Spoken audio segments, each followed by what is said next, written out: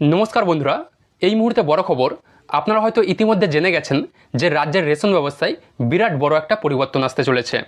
আপনারা হয়তো জেনে গেছেন যে রাজ্যের প্রায় 17.5 লক্ষ রেশন কার্ড বাতিল হতে চলেছে। হ্যাঁ, ঠিকই শুনেছেন, রাজ্যে প্রায় 17.5 লক্ষ রেশন কার্ড বাতিল হতে চলেছে। সরকার ইতিমধ্যে নথি সংগ্রহ করেছে এবং নথি সংগ্রহ করে জানতে পারে যে এমন অনেক রেশন গ্রাহক আছে যারা রেশন গ্রাহক হওয়ার আওতায় পড়ে না, তারাও রেশন তুলছেন। তো এই নিয়ে সরকার কিছু কারণ জানিয়েছেন যে কোন কোন কারণের জন্য এই 17.5 লক্ষ রেশন কার্ড বাতিল হতে পারে। তো আজকের ভিডিওতে আমি সেটাই দেখিয়ে দেবো, একদম পরিষ্কারভাবে জানিয়ে দেবো যে কোন কোন কারণের জন্য আপনার রেশন কার্ডটা বাতিল হতে পারে। তাই একটু দেরি না করে এখনই দেখে নিন যে আপনিও সেই কারণগুলির মধ্যে পড়ছেন না তো, আপনিও সেই শর্তগুলির মধ্যে পড়ছেন না তো, যে শর্তগুলির জন্য আপনার রেশন কার্ডটা বাতিল হতে পারে। আপনারও রেশন কার্ড বাতিল হয়ে যাবে না তো, সবটাই জেনে নিন এই ভিডিওটি থেকে। সাথে এটাও বলে দেবো যে আপনি কিভাবে আপনার রেশন কার্ডের স্ট্যাটাস চেক করে দেখবেন যে আপনার রেশন কার্ডটা বাতিল হয়েছে নাকি অ্যাক্টিভ আছে। তো কী সেই শর্তগুলি, চলুন জেনে নেওয়া যাক। তো 1 নম্বর শর্ত হচ্ছে সরকারি চাকরিজীবী বা পেনশনভোগী। হ্যাঁ বন্ধুরা, আপনার ফ্যামিলিতে কেউ যদি সরকারি চাকরিজীবী হয় বা আগে কেউ সরকারি চাকরি করতো, এখন সে পেনশন পায়, তাহলে আপনার ফ্যামিলির রেশন কার্ড বাতিল হয়ে যেতে পারে। যদি আপনার ফ্যামিলিতে AAY, SPHH বা PHH এই ক্যাটাগরির রেশন কার্ড হয়, তাহলে আপনার রেশন কার্ড বাতিল হয়ে যেতে পারে। 2 নম্বর শর্ত হচ্ছে সচ্ছল পরিবার। যাদের নিজস্ব 4 চাকা গাড়ি আছে বা ভারী বাণিজ্যিক গাড়ি আছে, তাদের ফ্যামিলির রেশন কার্ড বাতিল হয়ে যেতে পারে।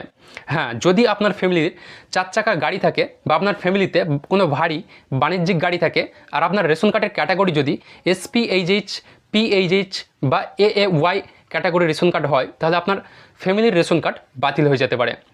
4 নম্বর শর্ত হচ্ছে আয়করদাতা এবং EPF আওতাভুক্ত।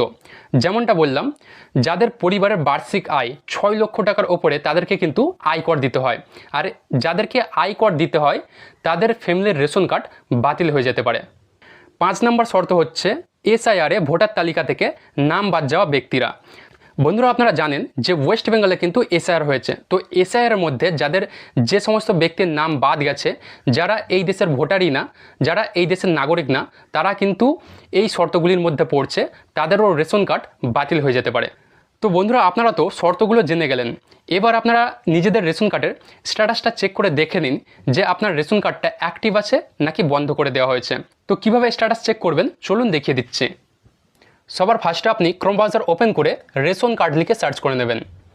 সার্চ করার পর বন্ধুরা দেখুন আপনার সামনে এই যে রেশন কার্ডের অফিসিয়াল ওয়েবসাইট চলে আসছে, এখানে আপনি ক্লিক করবেন। এরপর আপনার সামনে এরকম একটা ইন্টারফেস শো করবে। তো এখান থেকে আপনি কি করবেন, এখান থেকে স্ক্রল করে একদম নিচে চলে আসবেন, একদম নিচে। দেখুন, নিচে আসার পর এখানে আপনি একটি অপশান দেখতে পাবেন। দেখুন, এখানে লেখা আছে ভেরিফাই রেশন কার্ড, এখানে আপনি ক্লিক করবেন। এরপর এখানে ভালো করে খেয়াল করুন এখানে কি লেখা আছে। এখানে লেখা আছে দেখুন সার্চ টাইপ। তো এখান থেকে আপনি কি করবেন, আপনি যেটা দিয়ে সার্চ করবেন সেটা এখানে সিলেক্ট করে নেবেন। তো এখানে আপনি রেশন কার্ডই সিলেক্ট করে রাখবেন। এরপর কি করবেন, দেখুন এখানে লেখা আছে এন্টার রেশন কার্ড নাম্বার। এই বক্সে আপনি আপনার রেশন কার্ডের নাম্বারটি লিখে দেবেন। আর নিচে যে একটি ক্যাপচার আছে, এই ক্যাপচারটি আপনি নিচের এই বক্সটিতে লিখে দেবেন। ঠিক আছে, তো আমি সেটা ফিল করে নিচ্ছি। তো বন্ধুরা, আমি রেশন কার্ড নাম্বার আর ক্যাপচার লিখে দিয়েছি। এরপর কি করবেন, দেখুন এই যে সার্চ বলে যে অপশানটি আছে, এখানে আপনি ক্লিক করবেন। এরপর দেখুন এখান থেকে আপনি স্ক্রল করে নিচের দিকে আসবেন। নিচে আসতেই আপনার রেশন কার্ডের পুরো ডিটেলস, আপনার রেশন কার্ডের পুরো স্ট্যাটাস এখানে শো করবে। ঠিক আছে, এবার এখান থেকে আপনি কিভাবে বুঝবেন যে আপনার রেশন কার্ডটা অ্যাক্টিভ আছে। দেখুন এখানে এই যে EKYC ডান লেখা আছে, এর পাশে যে ইয়েস বলে যে অপশানটি আছে, এটা যদি আপনার ইয়েস লেখা থাকে তাহলে মনে করবেন আপনার রেশন কার্ডটা একদম অ্যাক্টিভ আছে। আর যদি এখানে ক্যান্সেল লেখা থাকে তাহলে মনে করবেন আপনার রেশন কার্ডটা বন্ধ করে দেওয়া হয়েছে। তো বন্ধুরা, এটাই ছিল ভিডিওটির মূল বিষয়। ভিডিওটি কেমন লাগলো কমেন্ট করে অবশ্যই জানাবেন। আর এই ভিডিওটি যদি আপনার একটু কাজে এসে থাকে তাহলে ভিডিওতে একটি লাইক দিয়ে এই চ্যানেলটি অবশ্যই সাবস্ক্রাইব করে নেবেন, যাতে এরকমই informative video, document related video আপনি প্রতিনিয়ত পেতে থাকেন।